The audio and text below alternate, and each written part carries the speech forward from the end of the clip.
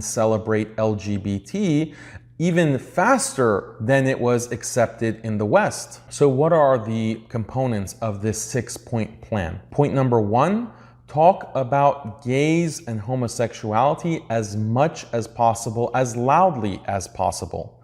The goal is to desensitize. They want Muslims to think about sexual preference in the way that you think about flavors of ice cream or favorite sports. I like chocolate, she likes ice cream. I like cricket, he likes football. I'm heterosexual, she's homosexual.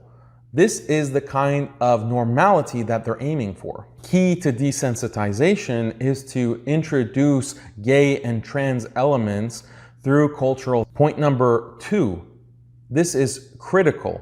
You have to portray gays as victims, not as aggressive challengers. There is a huge non-bullying campaign. The point of these anti-bullying campaigns is to portray gays as victims who need protection and they need support. If they're successful in portraying homosexuals as victims, then that will create a natural reflex to want to protect with Qawm Lut. And they were by no means victims, they were in fact the aggressor. But through an anti-bullying message, the homosexual is transformed into an innocent victim. Point number 3, give the protectors a just cause. So anyone who's outside of the newly identified victim need a just cause that they can rally behind. What is this just cause? You can make it about diversity. And this is something that Muslims already value because of Islam. So make LGBT a part of the diversity that Muslims can celebrate. You can also give Muslims the just cause of protecting rights. Point number 4 is really subtle. Emphasize that homosexual behavior is haram.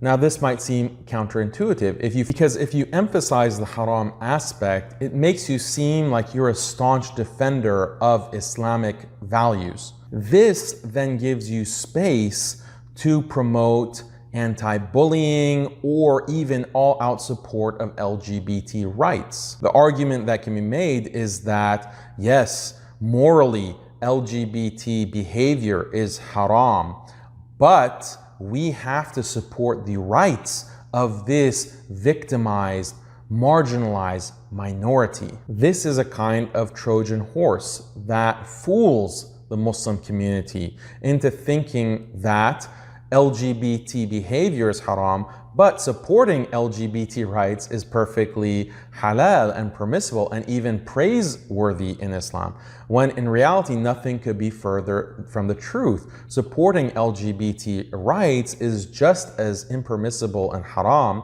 and blameworthy as supporting the actual behaviors entailed by homosexuality and transgenderism.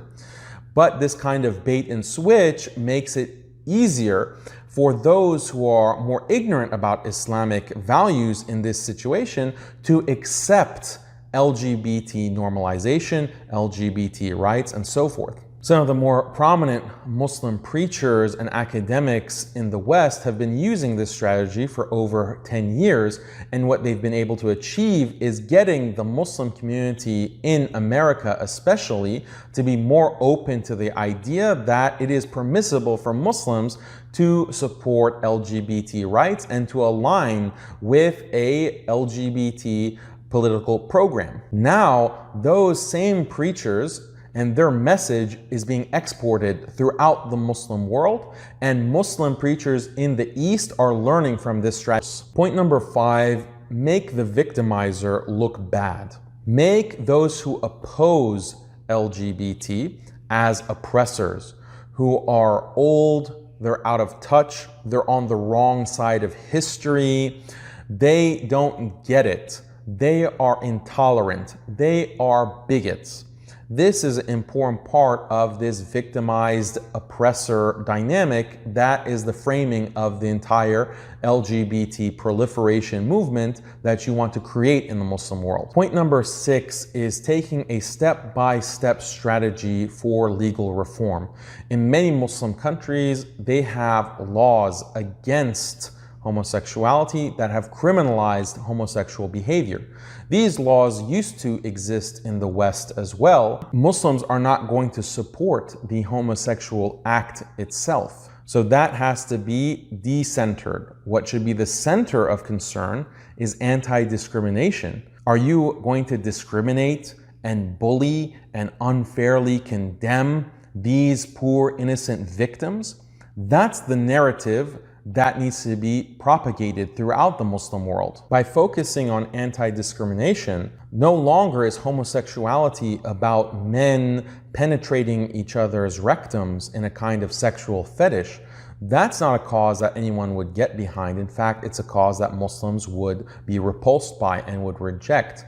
But if you change the conversation to be about anti-discrimination and something positive, like the fight for liberty, the fight for rights, then that becomes a positive message that Muslims might be more inclined to support. Step is to abolish hudud. What Western powers and NGOs already recognize is that some Muslims are already uncomfortable with the idea of hudud. They have, through years and decades of programming, been conditioned to see hudud in the Western lens as something that is barbaric. So they've been already primed as a public to be for the abolishing of hudud. That means that that step is almost complete in many parts of the Muslim world, and we hear every day of other countries that want to get, and now you get to the point where you make LGBT education part of the schooling curriculum, where children are now going to school at the ages of 4, 5, and 6, and it is mandatory for them to be introduced to